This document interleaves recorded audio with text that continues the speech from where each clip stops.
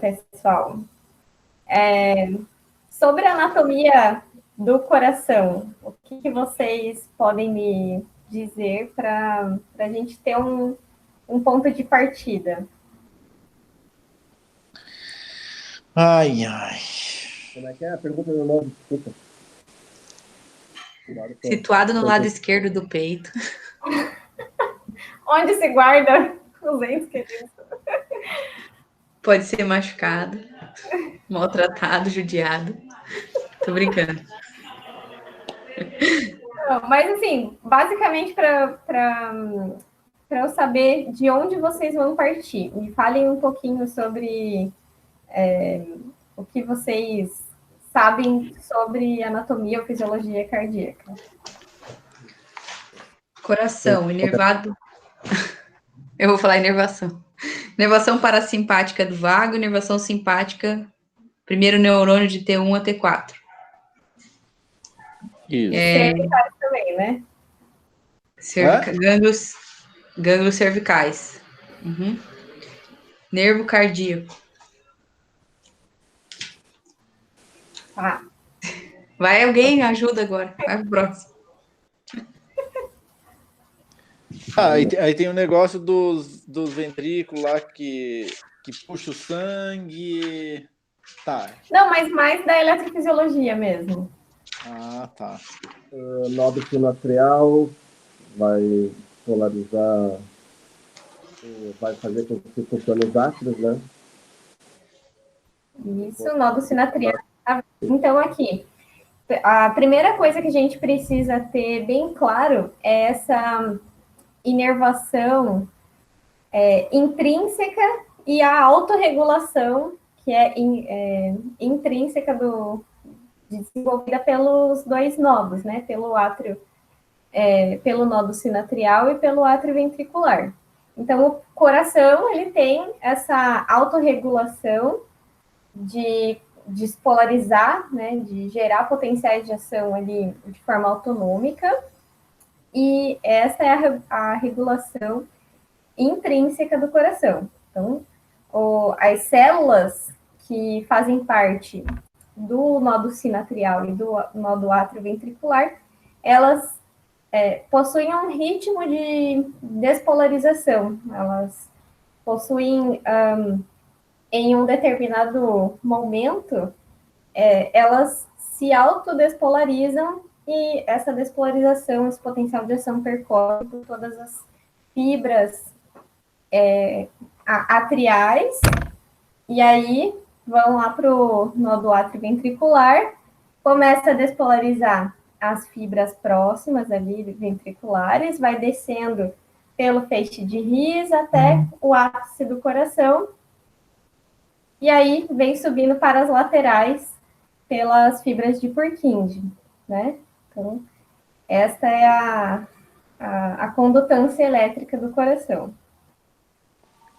Isso é a regulação intrínseca do coração, tá? A frequência de despolarização dos nódulos atrioventricular e sinatrial, elas são mais lentas do que a frequência cardíaca basal de repouso que a gente tem. Então, por exemplo, um coração que é removido do corpo e vai ser utilizado para um transplante, a velocidade, o ritmo de contração dele é mais lento do que 60 batimentos por minuto, por exemplo, tá? Eu não sei agora ao certo quanto que é, mas ele é mais lento. Ou seja, a frequência cardíaca basal que a gente tem enquanto seres vivos, ela apresenta esse ritmo por uma influência da nossa regulação extrínseca do coração, que é exatamente o que vocês falaram, a regulação que vem por fibras do sistema nervoso simpático e parasimpático. Desta parte, deixa eu ver se eu conseguia colocar aqui no slidezinho para vocês. Este aqui, muito bem. Que é exatamente a inervação extrínseca do coração. Deixa eu colocar aqui na tela para vocês visualizarem. Cadê? Modo leitura. Cadê? Ai, não bugue o computador, funciona. Eu tô com um monte de tela aberta, ele tá... Aí. Conseguiram visualizar? Não. Não? Agora sim. Entrem lá na... Agora tá indo. Isso. Então, aqui na minha tela, aparece para vocês o esqueminha. Tem que clicar ali do lado? Isso? Vai aparecer? Clicar. É. Não, apareceu, foi compartilhado. Não apareceu para você, Robledo? Sua apresentação substituirá. Não. É só os inteligentes podem ver. Ai, caralho. Eu não preciso apertar em nada que ia aparecer isso. Não. Se você vai ali em... Tem duas raízes aqui. Tem um que é meu vídeo e tem um que é a apresentação. Vai nos três Aí, pontinhos. apareceu. Uhum. Boa, muito bem. Então, esse daqui que eu coloquei para vocês é um esqueminha anatômico de onde vêm as fibras que fazem a regulação extrínseca do coração, né? Então, como vocês mesmos já falaram, a inervação parasimpática, que ela acontece por meio do nervo vago. O nervo vago, ele sai lá do tronco encefálico, né? E desce, faz a inervação lá diretamente sobre o nódulo sinoatrial e atrioventricular. E muito poucas fibras vão inervar a parte de cardiomiócitos, tá?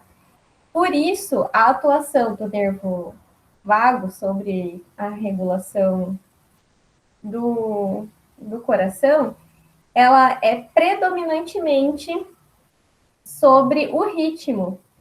Então, quando vem a atuação um aumento, né, da atuação do sistema parasimpático sobre o coração, ele vai ser predominantemente na redução da frequência cardíaca, certo? Por outro lado, a inervação simpática, que vem ali dos gânglios cervicais e torácicos de T1 a T4, é isso? Isso vocês sabem mais do que eu, provavelmente. Isso, é que o primeiro neurônio sai de T1 até T4, aí faz sinapse nos gânglios cervicais. E dali vai para o coração. Ok.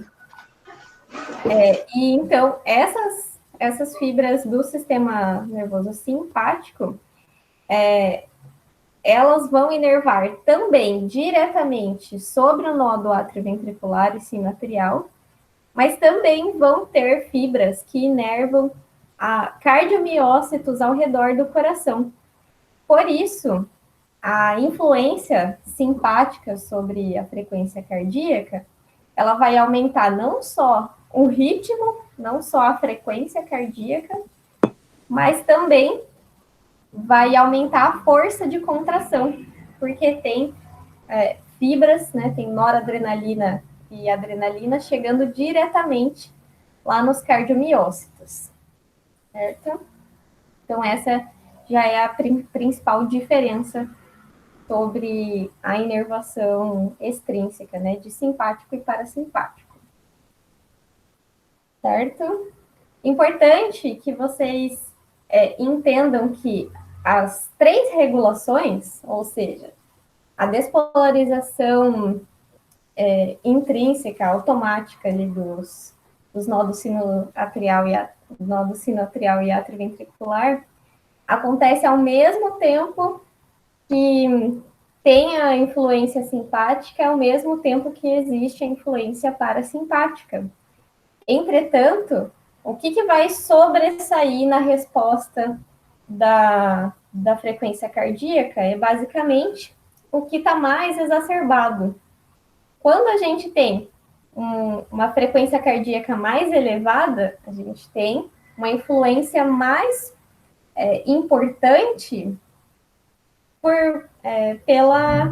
pelo sistema simpático. Quando a frequência cardíaca cai, essa frequência, esse ritmo, ele está mais influenciado pelo sistema parasimpático. Entretanto, existe um limite para que essa frequência cardíaca baixe, e isso é determinado pela despolarização dos nodos atrioventricular e sinoatrial, certo? Então, aqui acho que é isso, vamos ver. Com relação à forma como se chama isso, na verdade? Na resposta de mediadores, de sinalizadores intracelulares, de como que acontece a resposta da contração muscular ali. Vocês sabem aí, lembram alguma coisa? Não. Receptores, neurotransmissores? Não. Não? Então vamos lá. Eu não sei se eu tenho um esqueminha deles aqui. Não coloquei também. Mas deixa eu comentar. Uma coisa bem legal, porque quando eu estava fazendo essa parte com o Lineker, que a gente estava estudando, a gente achava que os dois aumentavam, um aumentava a força de contração e o outro diminuía a força de contração. E daí agora eu entendi por que não é assim. Foi legal. Isso, o parasimpático, ele não tem... ele até tem algumas poucas fibras que chegam até os cardiomiócitos, mas como não é tão predominante quando comparado às fibras do simpático, ele não consegue ter essa atuação, né, no relaxamento muscular ou na redução da força de contração. Certo? Então, vamos lá. Temos essa inervação extrínseca simpática, que a gente já viu que vem lá dos gânglios cérvico-torácicos. E a atuação da influência simpática sobre o coração, ela é mediada pela liberação dos neurotransmissores adrenalina e noradrenalina. Esses dois neurotransmissores, eles vão se ligar aos receptores beta-adrenérgicos, e existe o beta-1 e beta-2. Por que existem dois? Porque esse tipo de receptor, ele fica lá na membrana de vários cardiomiócitos, né, de várias células, e assim que esse neurotransmissor se conecta, se liga a esse receptor beta-adrenérgico, ele vai mudar a conformação estrutural dessa proteína. Esse receptor, ele é ligado a uma proteína G, a gente chama de acoplamento da proteína G. Essa ligação entre o neurotransmissor e o receptor vai soltar aquela proteína acoplada, a proteína G, e dependendo do tipo de receptor, se ele é o beta-1 ou o beta-2, a ação dessa proteína G que está acoplada, ela vai ser diferente, vai ativar diferentes sinalizadores ou mediadores bioquímicos dentro dessa célula.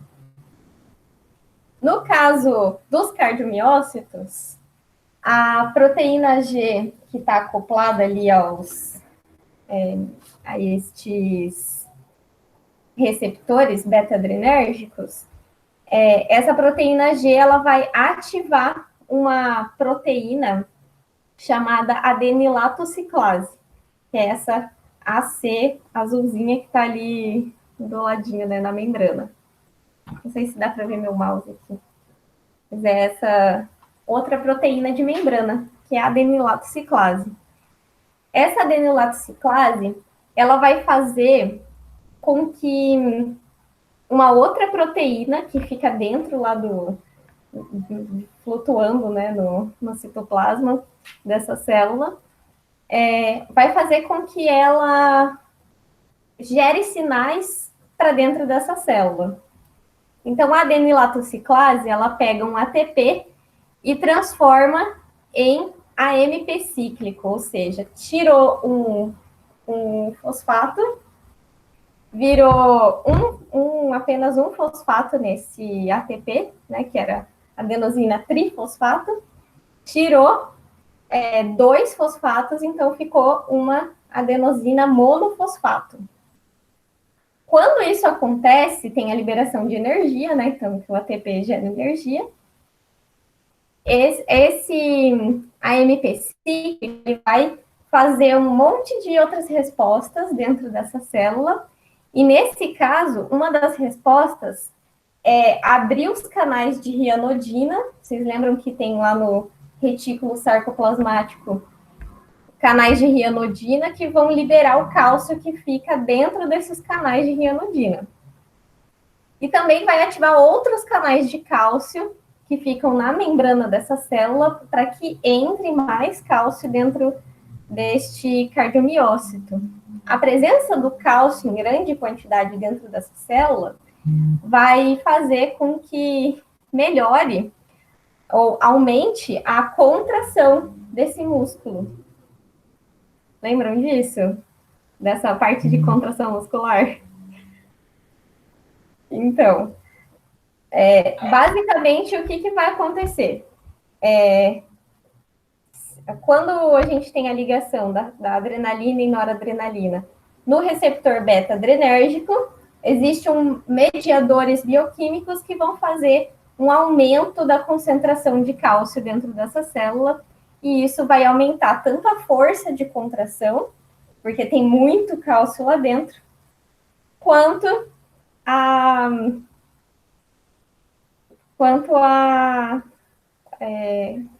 condução. Frequência cardíaca. Isso, porque lembram que nos cardiomiócitos existem umas proteínas de acoplamento que não são apenas desmossomos, mas as células, elas estão com a membrana delas, elas estão praticamente muito porosas. Então, tudo que está dentro de uma célula vai passando para outra. Além do potencial de ação, que vai também alterar o limiar da membrana e trazer mais cálcio para dentro desses cardiomiócitos. Então, percebam que é uma bola de neve de efeitos para a contração desses cardiomiócitos. Então, por essa mediação bioquímica que acontece o aumento da frequência e o aumento da força de contração. Conseguiram pegar, pessoal? Sim. Beleza. Só deixa eu ver se eu entendi uma coisa nessa última parte aí. Consegue explicar de novo como que aumenta essa condutância aí, aumento da condutância? Eu acho que me perdi nessa parte. Então, deixa eu ver se eu consigo achar uma fotinho aqui daquelas junções gap do cardiomiócito.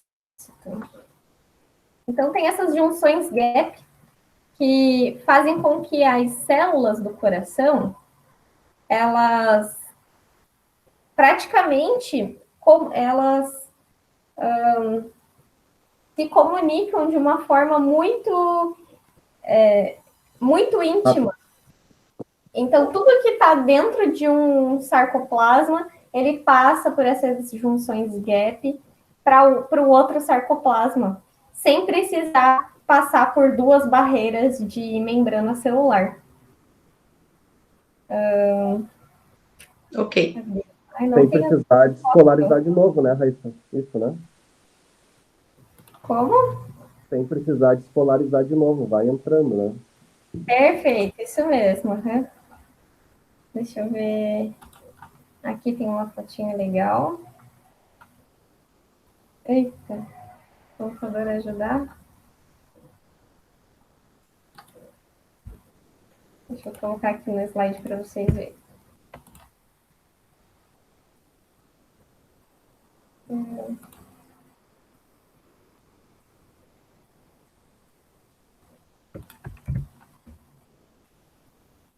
Ih, ficou muito pequena.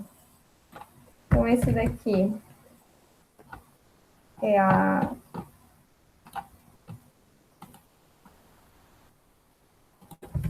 Este, vou colocar aqui no próximo.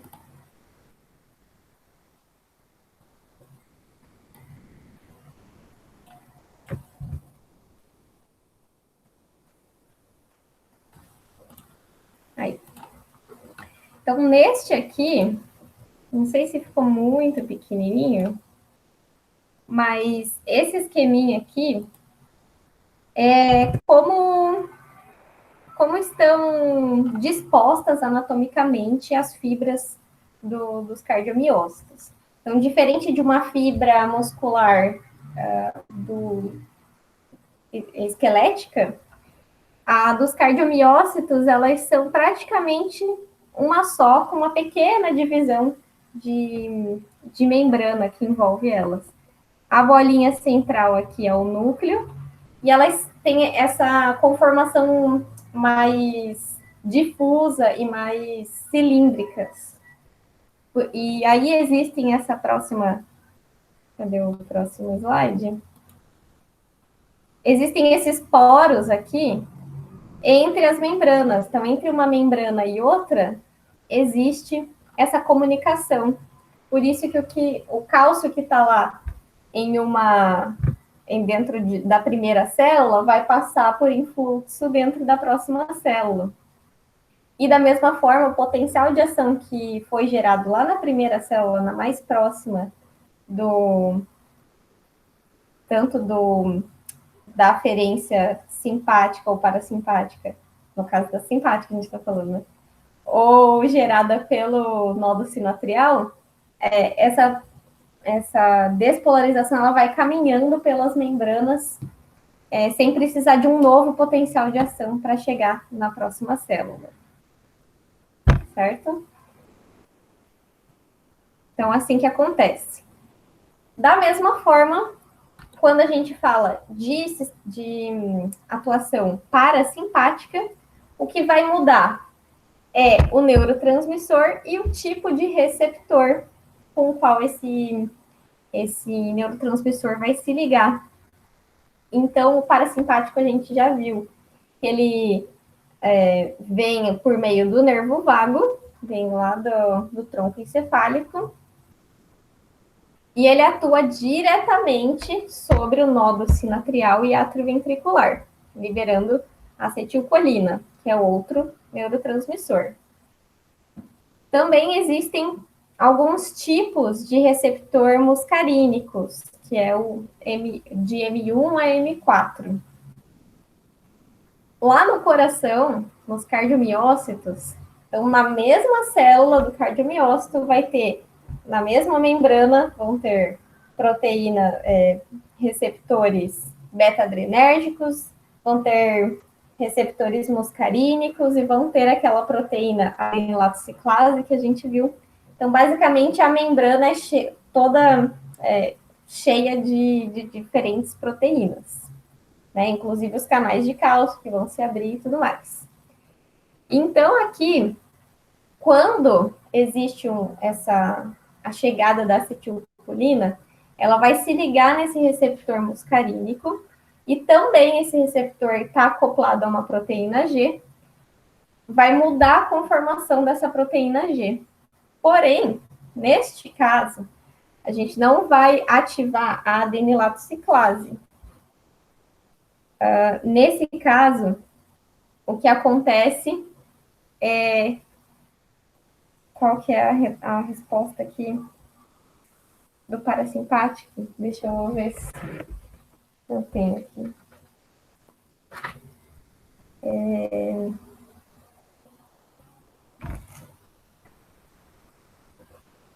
Perdi. Se você se perdeu, imagina eu. Só vou achar o nome dessa outra proteína, que não é a adenilatociclase.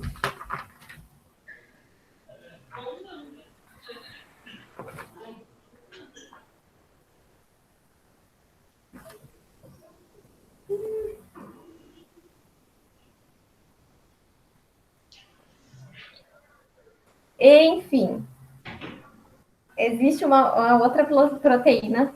Aqui está a C, mas é a subunidade A da proteína G. Vai ativar a adenilatociclase? Tudo bem. Digamos que essa não seja talvez uma informação tão importante para vocês.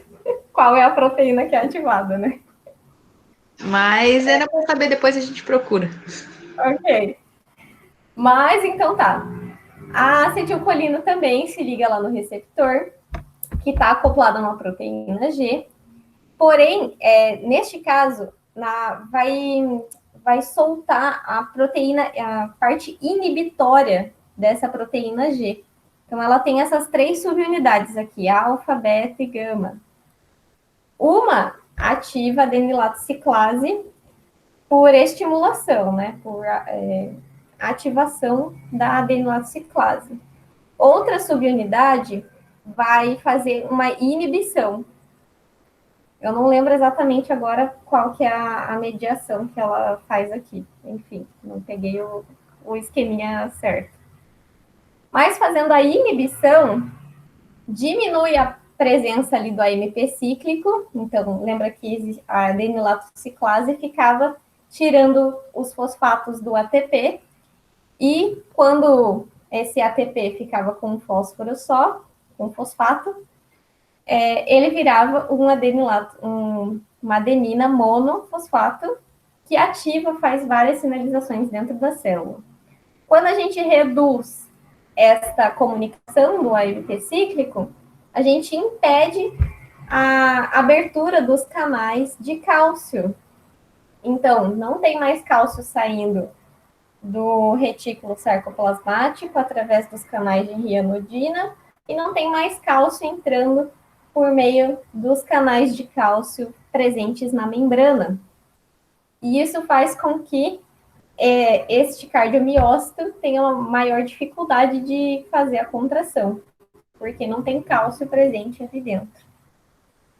E por outro lado, essa diferença de voltagem vai fazer aumentar a concentração de potássio dentro dessa célula.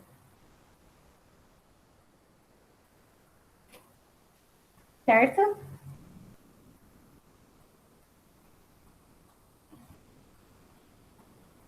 Pegaram aí, pessoal? Por que sobra potássio? Não entendi. Então, por um equilíbrio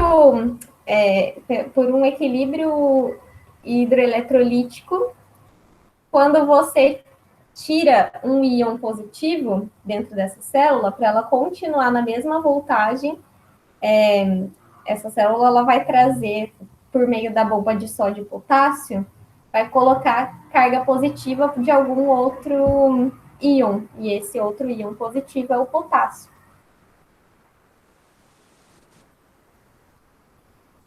Mas depois ele volta a ficar ATP ou não? O AMP cíclico Isso. fica 1 milhão de ATPs quebrando e ressintetizando o tempo todo. Tá. Aí, tipo, se fica a carga negativa com negativa, é para repelir, é para perder o fosfato. Para perder o fosfato? Não, lembra que para Quebrar o Ser ATP. negativo com negativo, sempre né? que a gente tira um fosfato, isso gera energia. Isso é quebra do ATP. Isso. Só vira energia. E daí fica lá. Isso no simpático. Qualquer reação Qualquer- que quebrar ATP vai ter energia. Sim, Sim. mas a gente tem mais quebra de ATP, tem diferença isso? Não, isso acontece o tempo todo. No parasimpático diminui a quantidade de ATP. Do AMP cíclico. Diminui essa quebra. Isso, tem uma inibição. Então, no parasimpático tem a inibição da quebra do ATP em AMP cíclico e isso interrompe a sinalização para a entrada de cálcio. Que é essa fosfolarização que vai fazer com que os canais de cálcio abram. Isso, na verdade é porque o AMP cíclico ativa uma série de outras enzimas dentro do citoplasma. Uma delas é a PKA, que está aqui, né? A PKA que vai se ligar e abrir os canais de cálcio. Daí esse cálcio vai passando pelas junções GAP de uma célula muscular para outra. Isso, muito bem. Olha só, vocês estão muito bioquímicos agora. Tô com medo de esquecer isso amanhã. Ainda bem que gravou. Ainda bem que tá gravada, né? Isso. É muito nome. Mas essa daqui é uma visão bem bioquímica, bem aprofundada de como funciona a ativação simpática e parasimpática, tá? Tá.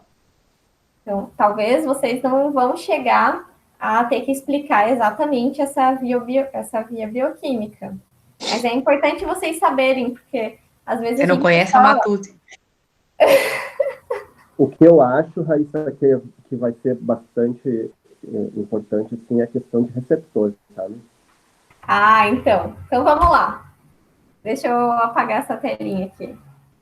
Opa. Vamos fechar essa apresentação.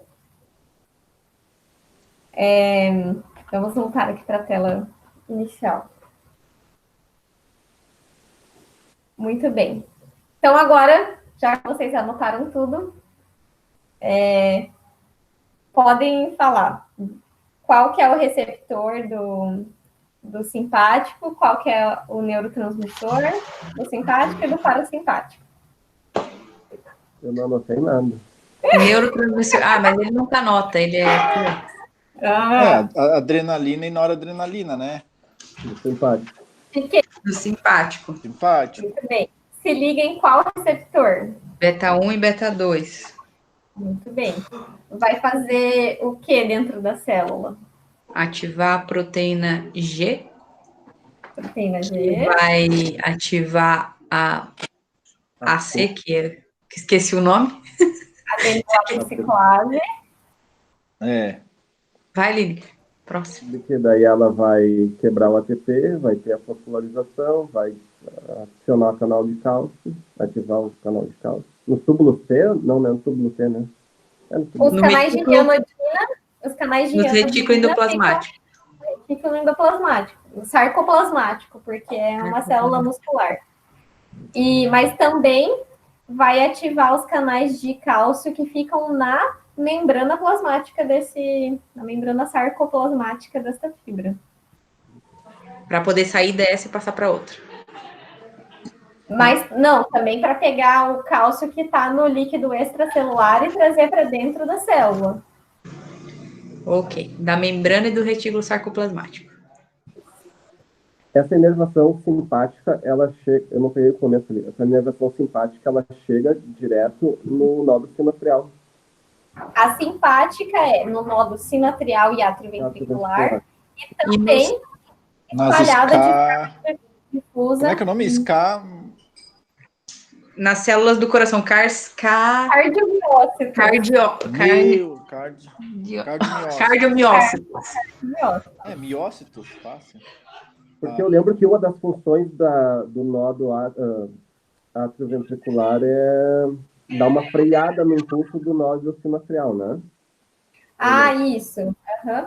No caso, quando você tem o disparo do potencial de ação para os átrios, o tipo de ligação gap que tem quando essa camada vai chegando próximo do ventrículo, ela tem menores comunicações. Então, isso vai freando a condutância do potencial de ação para chegar até o nódo atrioventricular. Quando terminou de despolarizar todas as fibras do átrio, aquele potencial de ação ele ativa, no caso, um novo potencial de ação do nódo atrioventricular e começa de novo a percorrer de forma descendente ali pelo feixe de Ries, vai até o ápice do coração e sobe pelas laterais, pelas fibras de Purkinje. Mas lembrando que A inervação simpática, ela também ativa diretamente os cardiomiócitos, tanto do átrio quanto dos ventrículos. Legal. Mas tem sim essa barreira anatômica ali nas células que vai segurando, porque primeiro tem que contrair os átrios, depois os ventrículos. Uhum. Tanto o beta 1 quanto o beta 2 são responsáveis por ativar, por aumentar. Não, existe uma diferença aí entre os receptores. Eu não sei exatamente qual é qual, mas existe, se eu não me engano, é o beta 2, fica presente ali nas células musculares. E o beta 1 fica nos vasos sanguíneos, porque a acetilcolina, e no caso não, desculpe, a adrenalina, ela também vai atuar sobre a constrição dos vasos. Uhum. Então, eu posso confirmar essa informação para vocês, mas se eu não me engano, os receptores que estão presentes ali nos cardiomiócitos são beta 2. Teve uma coisa que o Felipe perguntou lá no dia, lá, para a gente saber se tem influência do sistema renina-angiotensina nisso tudo. Vai ter por conta da alteração de líquidos, né? Como o sistema renina-angiotensina-aldosterona, ele é um sistema hormonal que tenta reduzir a pressão arterial, e aí vai ser por conta de reflexos tanto quimiotáxicos quanto de pressão dos barorreflexos. Mas a aldosterona, deixa eu ver se eu tenho. A aldosterona tem alguma influência. Deixa eu ver onde é que está essa parte da aldosterona. Acho que está na fisiologia renal, não está nem aqui no coração. Mas tudo bem, qualquer coisa a gente marca outro dia para você falar sobre isso daí. Vamos ver. Renina-angiotensina. Muito bem. Sistema renina-angiotensina, tá aqui, deixa eu ler para vocês.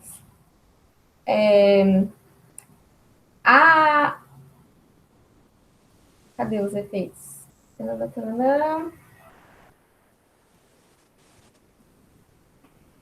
A angiotensina 2, tá? Vocês lembram lá de todas as etapas do sistema? Então, tem a ativação da renina, que vai converter o angiotensinogênio em angiotensina 1. Daí tem a ECA, que converte a 1 em 2. E aí, quem promove os efeitos é a angiotensina 2, né? Os efeitos da angiotensina 2 são vasoconstrição das arteríolas. Ela também estimula lá o centro cardiovascular para aumentar a ativação simpática. Então, é mediado pela angiotensina. Vai lá qual que é o centro vasomotor? Centro vasomotor, né? Sim, mas da parte simpática? Isso, e aumenta a atividade dos Na hipótese, tá? simpáticas. Isso mesmo. A presença lá da angiotensina 2, lá no centro vasomotor, nessa parte aqui do tronco encefálico, existe uma parte ali no bulbo que é o centro vasomotor. Quando chega ali algumas quantidades de angiotensina 2, isso faz com que aumente a frequência de disparo de potencial de ação pelas fibras simpáticas que vão até o coração. Então, faz aumento da ativação simpática. Sim. E como é que eu ligo esse centro cardiovasomotor com as fibras simpáticas que vão estar vindo lá de T1 até de T4? Então, só que as fibras, elas saem desse centro vasomotor, descem pela medula e elas emergem da medula de T1 até T4. Isso, pelo cervical e pelo torácico. Que aí esse é o que vocês sabem mais de trajeto neural do que eu. Tá. Deu boa. Certo? Deixa eu ver o que mais temos aqui. Libera DH pelo hipotálamo, estimula o centro da sede. Daí lá no córtex adrenal a gente tem liberação de aldosterona. Tá, a aldosterona ela vai ter influência lá só na reabsorção do sódio e liberação do potássio. Então, realmente, o efeito é pela angiotensina 2, tá? O que mais, pessoal? Agora, acho que é aquelas negócio de dispolização, as negócios lá que o Robledo quer saber e que eu também não sei. Então para vamos colocar esta outra apresentação aqui para vocês. Aquele lá, o PNA lá, que é o peptídeo natriurético, ele é um antagonista da... Putz, como é que é o nome? Aldosterona? Ixi, acho que travou. Uhum. Vamos tirar um print.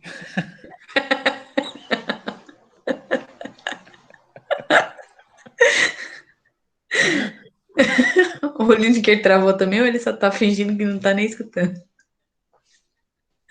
Tá sem áudio, então. Tira um print da Raíssa aí. Eu aproveitei aqui para ver um negócio do celular. Vai agora. Continue, Lineker, dando aula aí. Então, Raíssa, socorro, travou. Deixa eu mandar um. Cara, tem muita dúvida dessa ligação com o rim e o coração. tem a parte do pulmão também, né? Tem a parte do pulmão também. A gente já sabe que, tipo, ela saiu, deve estar entrando de novo. Mas DG não tem que sair também, porque daí é o Não, que a... acho que não, esse negócio aqui é diferente. Ah, tá. Então, essa questão, a gente já sabe que a gente tem que dar uma lida boa, né? Mas Isso tendo aí é uma. foda, não. É muito nome. Voltei. Boa. Não sei, deu uma travada aqui, travou tudo. Travou, né? Qual que era a dúvida mesmo, Robledo? É se o peptídeo natriurético é um antagonista da aldosterona. Deixa eu ver o que eu tenho anotado aqui. Porque eu sei que ele age ali na parte cardíaca, né?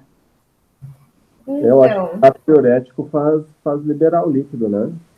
Então, ó, ele é produzido pelas células cardíacas dos átrios e não dos ventrículos.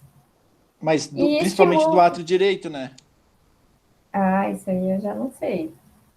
Se eu não me engano, não é. Ok. E aí ele estimula a secreção, a mandar embora o sódio. Tá. Mas ele seria o antagonista? Porque no caso a aldosterona faz a reabsorção do sódio, ele faz a secreção. Então, sim.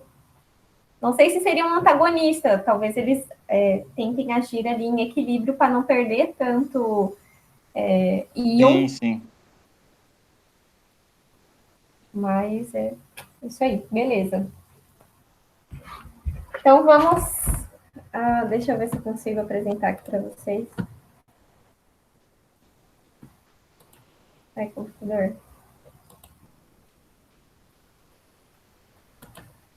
Isso. Deixa eu voltar lá para a atividade cardíaca. Deixa eu vir aqui para frente. Muito bem. Então, aqui, ó. Estão vendo a telinha? Não apareceu ainda? Sim, aqui apareceu. Sim? Então, muito bem. Sobre o ciclo cardíaco, no caso, né? A atividade, a condutância elétrica cardíaca. É isso que... Peraí, tá gravando? Tá gravando, tá gravando. Então, a gente já sabe que existe lá no ápice, no ápice não, na parte mais superior do átrio, existe o primeiro nodo, que é o nodo sinoatrial. O nodo sinoatrial, ele vai receber ali um potencial de ação vindo do sistema simpático ou do sistema parasimpático, e vai gerar uma despolarização. Ou ele mesmo vai se autodespolarizar, porque ele tem essa capacidade também, né? Então, essa despolarização que aconteceu neste ponto aqui, bem lá no comecinho do nodo sinoatrial, esse potencial de ação ele vai percorrendo pelas fibras atriais, gerando contração desses átrios. A contração dos átrios faz com que o sangue que estava dentro dessa cavidade, ele é empurrado para a próxima câmara, que no caso são os ventrículos, certo? Este primeiro momento, a gente consegue visualizar no eletrocardiograma como a primeira onda, que é a onda P, certo? Lembram lá, né, do eletrocardiograma? Deixa eu ver se eu tenho um esqueminha aqui para vocês verem. Aqui. Então, ó, temos a onda P, que ela acontece quando o potencial de ação ele percorre todas as fibras do átrio, gerando a contração dos átrios, né? Despolarização dos átrios. Isso é a onda P. Muito bem. Este potencial de ação, ele vai chegar lá no nódulo atrioventricular. Então, depois de percorrer toda a área dos átrios, esse potencial de ação, ele vem e se concentra no nódulo atrioventricular. Então, ele não vai passar lá por trás dos átrios para os ventrículos. O potencial de ação, ele percorre toda a extensão dos átrios, mas por conta dessa barreira que tem nas membranas, e impede com que esse potencial de ação ele desça para as células do ventrículo. Então, ele se concentra ali na frente, no nódulo atrioventricular, certo? Quando esse nódulo atrioventricular é sensibilizado e ele é ativado com um delay, né, quando comparado ao primeiro nódo, é exatamente para dar o tempo de contração, né, da despolarização e contração dos átrios, para começar a despolarizar os ventrículos. E esse caminho que ele percorre por essas fibras descendentes é exatamente para dar tempo da câmara do ventrículo estar toda cheia de sangue e aí gerar a contração que vai ejetar esse sangue para fora, para os vasos, né? Então, exatamente esse atraso, ele existe e é um atraso funcional, tá? Então, aqui a gente começa, percebam que a linha que vai percorrer, ela começa descendente e depois ela sobe, né? Raíssa, Oi. sabe dizer em questão como é que funcionam as pressões, né, que a gente afere lá 12 por 8, sabe alguma coisa sobre isso? Tipo, 12 é a diastólica, né? Isso, no caso. E 8 é diastólica. A 120, que vai ser a pressão sistólica, ela, na verdade, ela é uma medida do maior diâmetro que esse vaso vai ter quando ejeta o sangue. Então, é a primeira onda de pulso quando esse vaso vai sofrer a maior força quando entra o sangue dentro desse vaso. Isso é a pressão sistólica.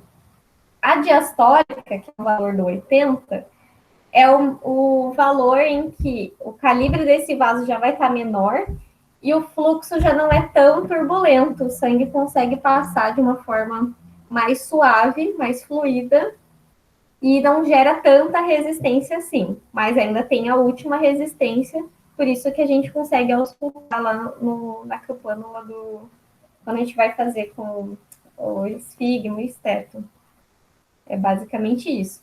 Então, é a força de resistência com que os vasos sofrem gera aquele som que a gente escuta na mensuração da PA. As duas têm a ver com contração. Tem a ver com a resistência com a qual os vasos precisam exercer para eles não arrebentarem pela turbulência do líquido. Deu para entender? Ficou claro isso? Então, tá bom. Então, aqui, o que eu coloquei para vocês, que eu estava dizendo. Percebam que o trajeto elétrico, ele desce lá para o ápice do coração e depois ele sobe. Por isso, por conta dessa inversão do trajeto elétrico, que a gente tem a próxima onda, que é o complexo Q, que ele desce, R vai lá em cima e o S despenca de novo. Então, vamos ver aqui no eletrocardiograma. Mudou. Aqui. Então, a gente tem lá, ó, a subida do R e desceu lá embaixo no S. Então, isso acontece, esse pico de registro elétrico acontece porque existe esse trajeto elétrico que desce e sobe pelas fibras de Purkinje. Certo? O que é quando está descendo ali no RIS, ali, feixe de RIS, né? É esse comecinho aqui. Tá, como se fosse esse desenho roxo aqui da figura 3. Tá, e aí o sangue já está no ventrículo. Isso, a câmera do ventrículo já está bem cheiona de sangue. Bem cheia, mas ela só vai ser ejetada quando ativar a outra curva ali, né? Que daí é quando está subindo pela fibra de Purkinje ali, isso? Isso mesmo, que daí vai começando a contrair os ventrículos, e aí é na contração dos ventrículos que esse sangue é ejetado para os vasos. Tá, daí depois volta tudo de novo. Isso. E a contração é o R? Não. A contração? Não, a contração é todo o complexo que é RS. Entendi. Porque ele é grande, né? E existe esse desvio do trajeto elétrico. Então, no eletrocardiograma... Esse R que sobe é quando ela está onde? Bem aqui no ápice do coração. Uhum. Certo? Tá. E aí, por fim, existe alguns milissegundos em que tanto os átrios quanto os ventrículos eles estão se repolarizando. É claro que os átrios já vão logo despolarizar de novo, mas existe esse milissegundo onde ambos estão se repolarizando, né? E aí, principalmente a onda T, ela reflete a repolarização dos ventrículos. A repolarização dos átrios, ela está acontecendo aqui por trás do QRS. Então, a gente não consegue ver uma onda que seja só da repolarização dos átrios, porque a condutância elétrica dos ventrículos, ela é muito maior, muito mais forte, né, registrada aqui no eletrocardiograma. Certo? E aí, esse milissegundo, onde não tem contração, é a linha reta aqui, entre a próxima onda, no caso, né? Se a gente pegar ali... É isso que o fenômetro pega e divide em vários tipos de frequência, né? Isso. A gente poderia fazer o intervalo entre diferentes ondas, por exemplo, intervalo entre onda P e P, ou intervalo entre onda SS. Porém, se a gente pega um eletrocardiograma, o principal ponto que a gente consegue registrar é o pico do R. Por isso que a gente escolheu, né, os desenvolvedores da técnica desenvolveram esse estudo matemático do intervalo entre as ondas R. Certo? Dúvidas até aqui, pessoal? Acho que não. Então, vamos ver. Eu tenho uma dúvida. Diga. Bom, se bem que não vai mudar muita coisa. Mas pergunte, tira essa dúvida. Sabe o quê? Ai, espera que deu problema. Deixa eu voltar lá, deputado. Tá aqui. Ai, falando assim. Espera aí. Tá, guarda. Se é de R a R, né? A gente vai pegar o final de uma frequência e o começo de outra, não mudaria? Não, a gente vai sempre comparar o mesmo segmento. O pico do R é quando o registro elétrico está passando do ápice do coração e invertendo para subir nas fibras de Purkinje. Mas não muda, então, assim, vai ser sempre o mesmo estímulo, assim, porque vai pegar QRS, vamos supor que duas batidas, vai pegar a RS e T da primeira batida e vai pegar a PQ da segunda batida. É isso, né? Entendeu? Não. Mas se é de R a R. Isso, de R a R. Pois é, são duas batidas. Tu pega o final, o final da primeira batida e o começo da segunda batida. Ah, tá, entendi o que você quis dizer. Entretanto, o que a gente está estudando é o intervalo entre os disparos de potencial de ação, né? Entre as contrações do coração. Então, por exemplo, se o indivíduo tiver alguma onda esquisita ali, com alguma onda patológica, a gente não vai conseguir visualizar, porque a gente não vai registrar um eletrocardiograma, né, de diferentes derivações. A gente vai registrar apenas o intervalo entre milissegundos de um registro R até o outro registro R. Então, a gente não vai ter acesso ao gráfico do eletrocardiograma. Só vai ter acesso aos números, ao tempo, né? Isso, mas eu entendi o que você quis dizer. Se, por exemplo, a gente fizesse um estudo com eletrocardiograma, talvez a gente poderia ver uma inversão da onda T, por exemplo, que acontece quando tem alguma disfunção da repolarização dos ventrículos, ou alguma, sei lá, pós-infarto, tem algumas inversões ali do segmento ST, por exemplo.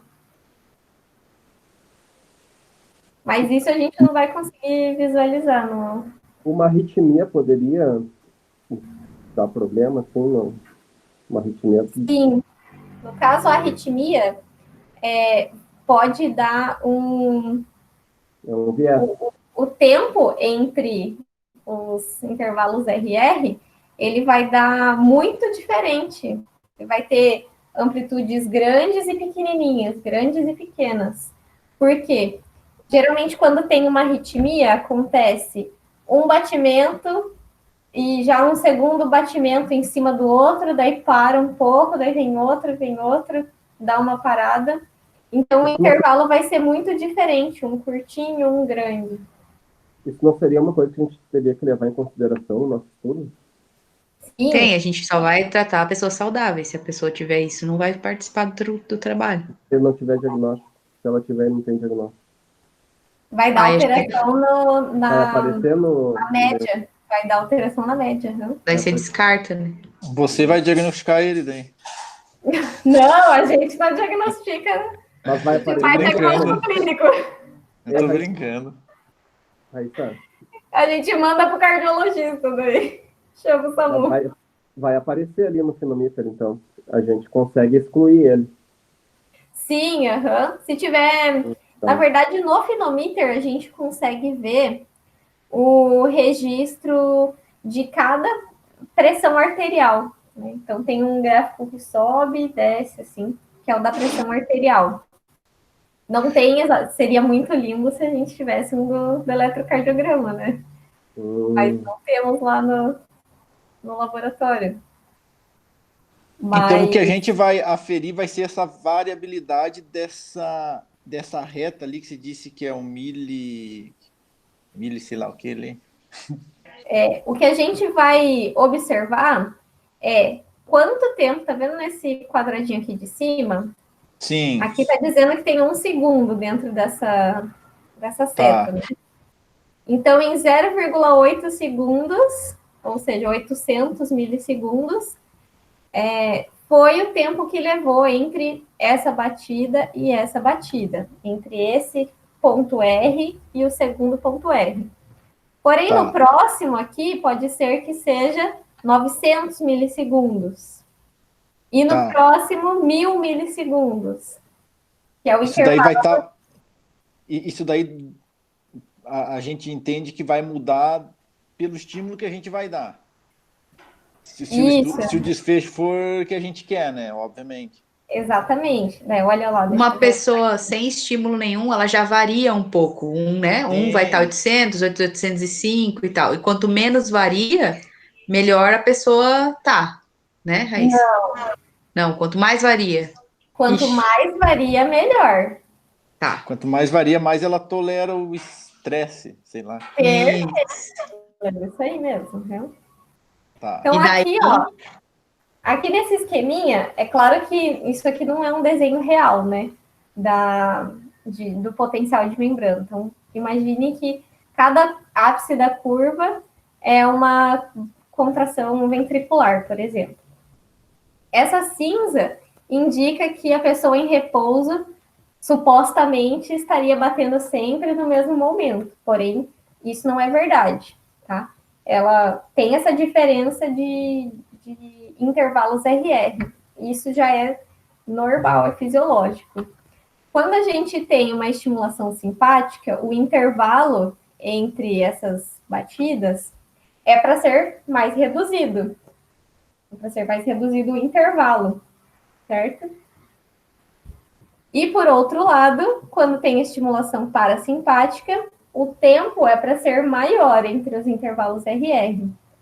Ô, Raíssa, e ali na simpática, ali, a onda ela não fica mais alta também? Ou não muda? Aqui, nesse esqueminha aqui, não está demonstrando, né?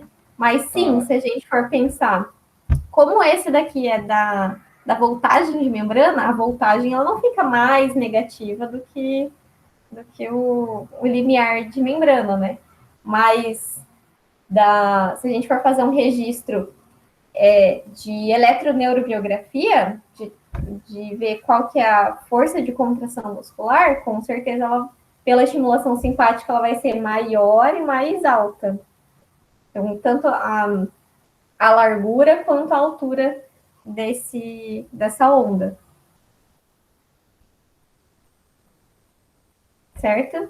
O que acontece, pessoal?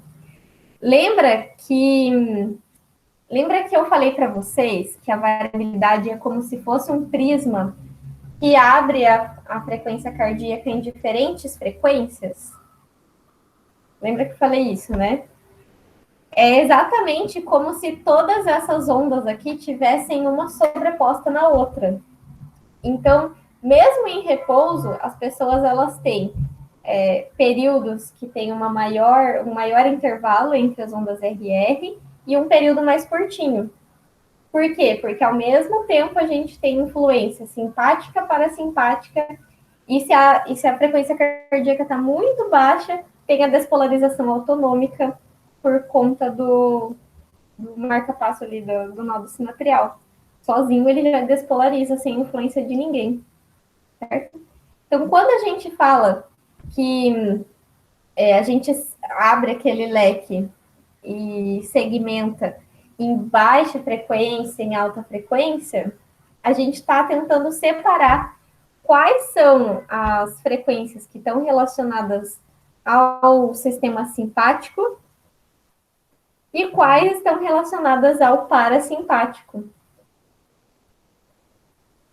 Ficou mais claro agora para entender? Ficou. Achei bem tranquilo. Assim. Acho que sim. Isso, então. Beleza. Bom, acho que é isso, então, né? Deixa eu ver se eu tenho mais alguma coisa para apresentar. Então, aqui, ó, que é exatamente nessa figurinha, a gente tem ali diferentes milissegundos. E é exatamente essa sequência de milissegundos que a gente vai ver ao longo dos 30 minutos que a gente vai estar com o registro desse paciente, desse voluntário, né? Certo? Quanto mais varia, melhor para esse indivíduo. Ele tem mais aptidão para ter adaptações cardiovasculares, tanto para reduzir quanto para aumentar. Quanto mais ritmado ele for, ele tem menos habilidade para aumentar ou diminuir a frequência cardíaca dele. Então, ele é menos tolerante a responder para qualquer situação. Isso em repouso? Em repouso, uhum. E aí, o que a gente espera? Que quando a gente faça o estímulo, por exemplo, do óculo cardíaco, que a gente aumente a, a, a influência parasimpática, ou seja, vai aumentar o espaço entre cada batida RR, né? E quando a gente faz o reflexo solar, a gente espera que aumente a frequência cardíaca, portanto, reduza esse tempo entre cada uma. Esse tempo a gente vai ter uma medida que se chama média IRR, que se chama, né? A média do intervalo RR.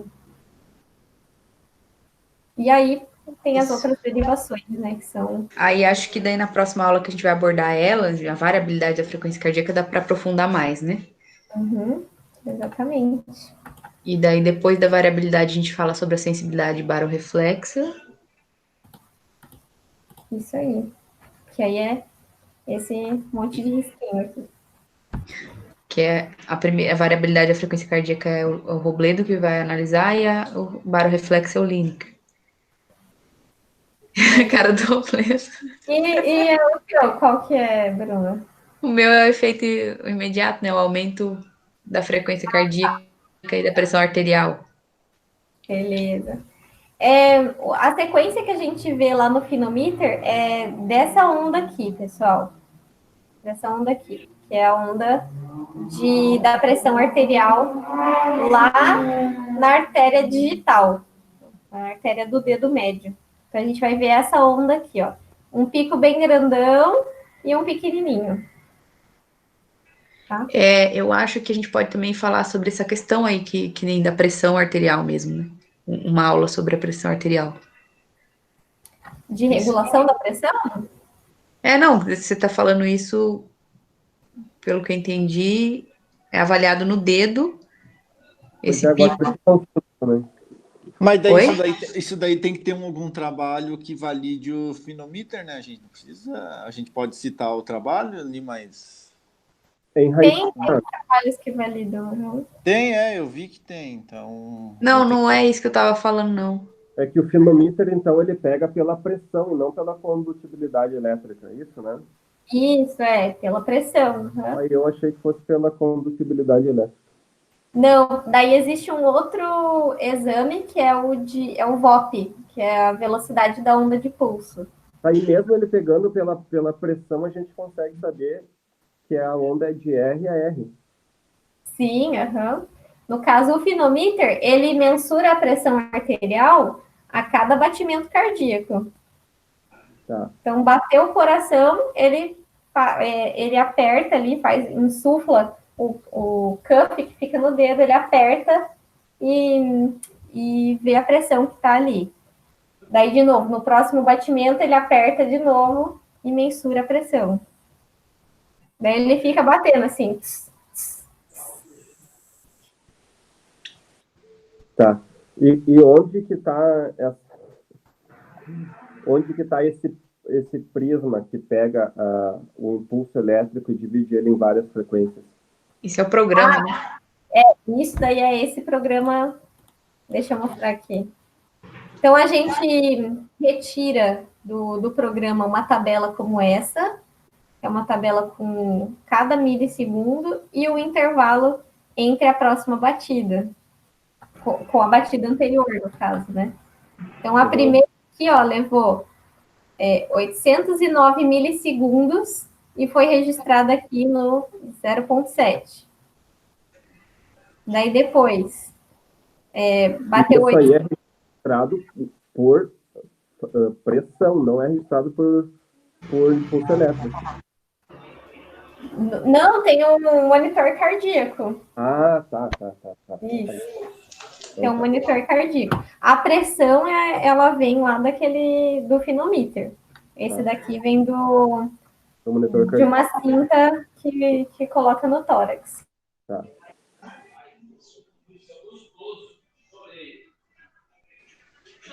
Ixi, acho que travou de novo.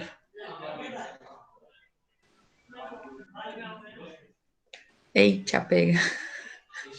Travou aí? Acho que travou. Ai. Tá, então vou explicar aqui para vocês. Aí varia ali, ó, 809 segundos, aí o próximo 809, aí o próximo negócio. Aí tudo esses números aqui vai virar esse gráfico aqui do lado, entendeu? Ah, entendi. Aí E desse gráfico aqui do lado. o cara começou a ficar nervoso no final ali, né? Daí esse negócio aqui do lado vai aplicar um programa. Aí o programa vai dividir essa onda vermelha em trocentas ondas. Aí tem a onda que é mais característica do simpático, a onda que é mais característica do parasimpático. E daí a gente vai ver que fulano teve mais ondas parasimpáticas e foi estimulado pelo rock. Que bom, é isso que a gente espera. O rock sempre estimula. O rock estimula mesmo, né, Lili? Mas me diz uma coisa, mas o pinomíter pega a pressão. A pressão, e vai ter um monitor também junto. Tá, e essa pressão, né, que essa pressão vai ser o meu trabalho e o trabalho do Gui, que eu vou ver se na hora que a gente aplica, aumenta a pressão.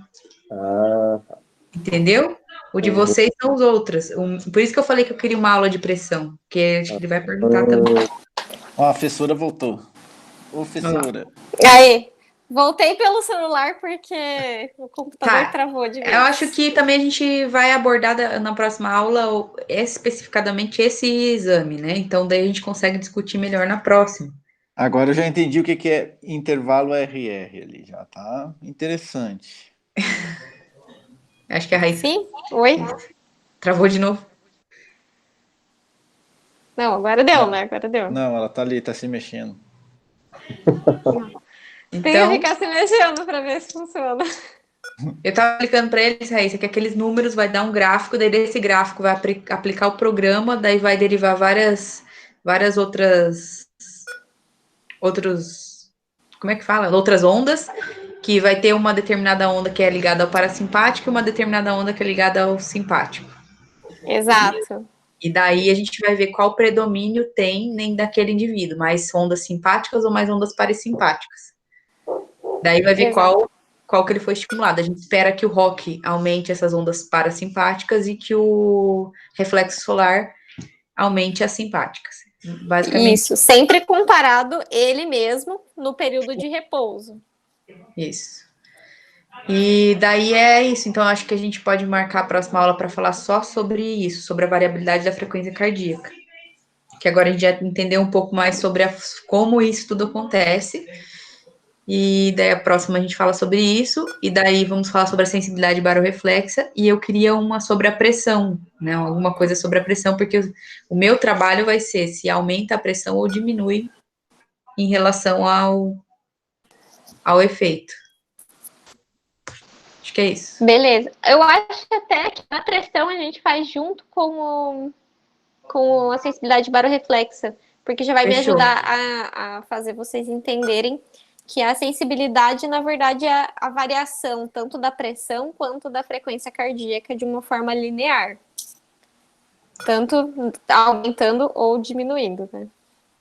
Entendi. Mas Tá. aí eu explico Tudo melhor. Robledo, ó. Fica tranquilo que a pior é a baroreflexo, com certeza. Claro que não, Não, é. mas eu vou ver o efeito imediato, que é aumento da pressão e a frequência cardíaca. Você vai ver esse aumento linear aí, O professor que é o total. O professor já falou que eu tô fodido. Porque a baroreflexa cruza as duas, né?